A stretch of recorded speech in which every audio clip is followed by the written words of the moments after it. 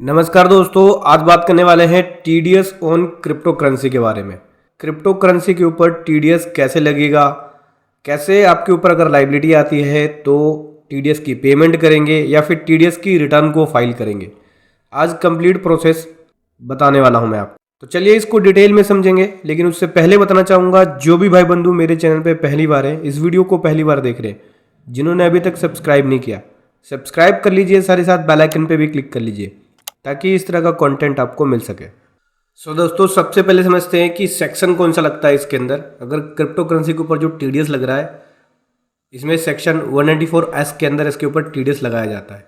194S के अंदर इसके बारे में बताया गया है। और 1 जुलाई 22 के बाद अगर इनकम बनती है क्रिप्टो करेंसी से, क्रिप्टो करेंसी के एक्सचेंज से, तो उस केस में टीडीएस लगाया जाता है सेक्शन 194S के अंदर।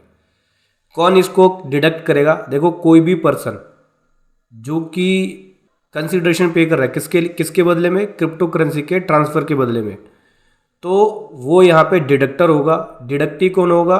जिसको अमाउंट रिसीव होना है, जिसको अमाउंट पेबल है। एक इंडियन रेजिडेंट जिसको अमाउंट पेबल है, उसका यहाँ पे टैक्स डिडक्ट होगा। ठीक है, मतलब कि अगर मैं यहाँ पे क्रिप्टो करेंसी खरीद रहा हूँ यानी बायर, और उसके बदले में सम पे करता हूँ, तो मेरी यहाँ पे लाइबिलिटी बनती है कि मैं यहाँ पे पेमेंट करूँ, क्योंकि यहाँ पे रिस्पॉन्सिबल उस पर्सन की है जब वो कंसिडरेशन पे करता है क्रिप्टो करेंसी के ट्रांसफ़र के वजह से, तो उसके ऊपर यहाँ पे टीडीएस की लाइबिलिटी बन जाती है। 1% टीडीएस डिडक्ट करना होता है। कब यहाँ पे डिडक्ट करना होता है? पेमेंट के टाइम पे, या फिर जब अमाउंट उसके रेजिडेंट के अकाउंट में क्रेडिट किया जाए। इनमें से जो भी पहले होगा, विच एवर इज अर्लियर, तो उस केस में टीडीएस डिडक्ट किया जाएगा। तो क्या इसमें कोई लिमिट है? हाँ जी दोस्तों, लिमिट है। देखो, 10,000 की लिमिट है इंडिविजुअल्स के लिए, अदर देन स्पेसिफाई पर्सन। मतलब कि कोई भी पर्सन अगर यहाँ पे कंसिडरेशन पे करता है या कंसिडरेशन पेबल होता है ड्यूरिंग द फाइनेंशियल ईयर, तो उस केस में 10,000 से क्रॉस नहीं होगा, तो उसके ऊपर टीडीएस की लायबिलिटी नहीं आएगी। और अगर ट्रांजैक्शन स्पेसिफाई पर्सन के द्वारा हो रही है, मतलब कंसिडरेशन पेबल है स्पेसिफाई पर्सन के द्वारा, तो उस केस में 50,000 से एक्सीड नहीं होगा, तो उसके ऊपर टीडीएस की लायबिलिटी नहीं आएगी। स्पेसिफाई पर्सन का मतलब हो गया, देखो, स्पेसिफाई पर्सन का मतलब हो गया कि एक इंडिविजुअल, एक एचयूएफ जिसकी टोटल सेल या ग्रोज रिसीट्स 1 करोड़ से एक्सीड नहीं है, तो वो स्पेसिफाई पर्सन हो गया बिजनेस के केस में। और प्रोफेशन के केस में 50 लाख से एक्सीड नहीं है, तो वो स्पेसिफाई पर्सन हो गया। ठीक है, और ऐसे इंडिविजुअल जो कि ना ही बिजनेस के अंदर है ना ही प्रोफेशन में है, तो वो भी एक स्पेसिफाई पर्सन के रूप में आते हैं। सिंपल सी बात है। देखो, कोई भी पर्सन अगर यहाँ पे कंसिडरेशन पे कर रहा है, 10,000 से क्रॉस हो गया, तो टीडीएस काटना होगा स्पेसिफाई पर्सन को छोड़ के। स्पेसिफाई पर्सन का मतलब हो गया कि ऐसे पर्सन जो बिजनेस कर रहे हैं या प्रोफेशन में, और जिनकी सेल या ग्रोथ रिसीट्स 1 करोड़ से ज़्यादा नहीं है, तो उस केस में 10,000 की वैल्यू भी एक्सीड हो जाए तो उनको टीडीएस नहीं काटना होगा।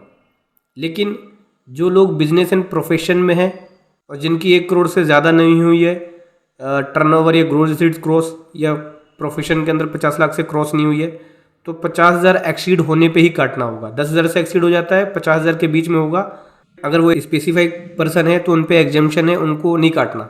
50,000 से क्रॉस होगा तो काटना होगा। या फिर जो पर्सन बिजनेस या प्रोफेशन में है ही नहीं, नॉर्मल पर्सन है, जॉब करता है, सैलरी लेता है, उस केस में 50,000 तक की ट्रांजैक्शन होती है, तो ही आपको इसमें टीडीएस की लायबिलिटी आएगी। तभी आपको यहाँ पे टीडीएस काटना होगा अगर आप कंसिडरेशन पे कर रहे हैं क्रिप्टो करेंसी का। तो 1 साल के अंदर ही है, 1 फाइनेंशियल ईयर के अंदर है। कब कब काटना होगा टीडीएस? देखो, टीडीएस मैं बताता हूँ फॉलोइंग केस है। पहला, अगर पीयर टू पीयर ट्रांजैक्शन होती है सेलर और बायर के बीच में, क्रिप्टो करेंसी एक्सचेंज होता है, ठीक है, तो उस केस में टीडीएस काटना होगा बायर के द्वारा सेलर का। ठीक है, क्योंकि यहाँ पे कंसिडरेशन डायरेक्टली पे किया जा रहा है बायर के द्वारा सेलर को, तो उस केस में बायर को काटना होगा टीडीएस। दूसरा, जो ऑनर है यहाँ पे वर्चुअल डिजिटल एसेट्स का, मतलब क्रिप्टो करेंसी का, तो उस केस में जब एक्सचेंज होता है तो उस केस में टीडीएस काटना होगा।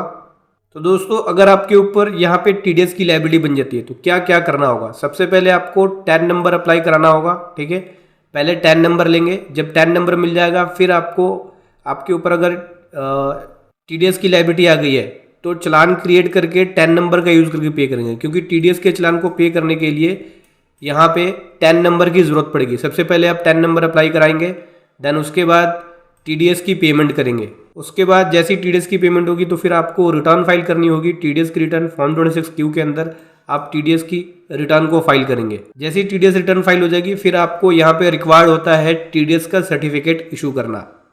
तो ये सारे जो कंप्लाइंसेस है आपको, अगर आपके ऊपर TDS एप्लीकेबल है तो फॉलो करना होगा। समझ गए दोस्तों? आप चाहे तो दोस्तों TDS रिटर्न के लिए, TDS के कंप्लाइंसेस के लिए आप हमारी पेड सर्विसेज भी ले सकते हैं, जिसका लिंक वीडियो के डिस्क्रिप्शन में है।